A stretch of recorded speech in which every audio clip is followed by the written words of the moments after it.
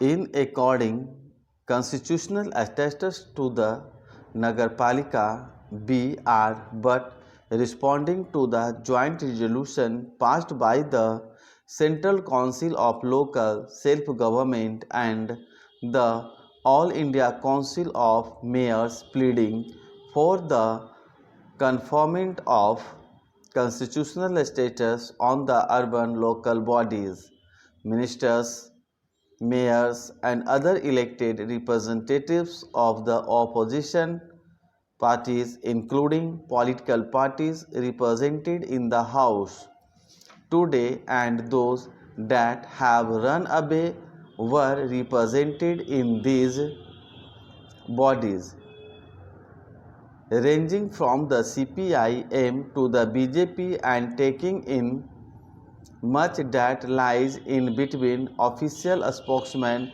of all these parties have again and again asked for constitutional reorganization for the Nagarpalikas as recently as in their representation to the National Commission on Urbanization.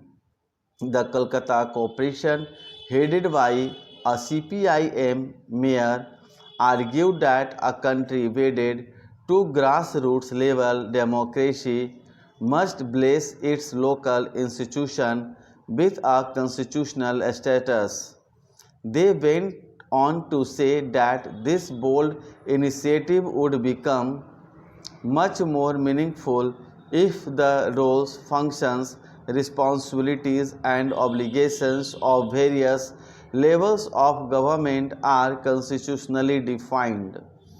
And I cannot resist quoting also their categorical conclusion that urban problems cannot be solved without giving local governments their rightful place in the country's constitutional framework itself. What has happened to change their minds? Let me phrase the question in a different way. What has happened to change their principles? Is it that they are getting too used to the company of those with diametrically opposed ideologies and those with no principle or ideology at all? We have heard the argument that there is no need for a constitutional amendment to bring democracy to the grassroots and power to the people. It has been argued that what is needed is political will. I respectfully submit that it takes more political will to amend the constitution than it does not pass a municipal law. I would also respectfully submit that our constitutional amendment creates the necessary political will where that will does not exist. There is no place in any of this for a holier than attitude. No party in India can claim an unblemished record in local self-government.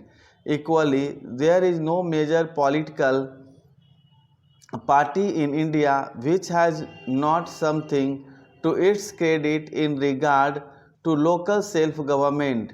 There are some Congress governments that have done better than others, though here are some shortfalls which can be rectified.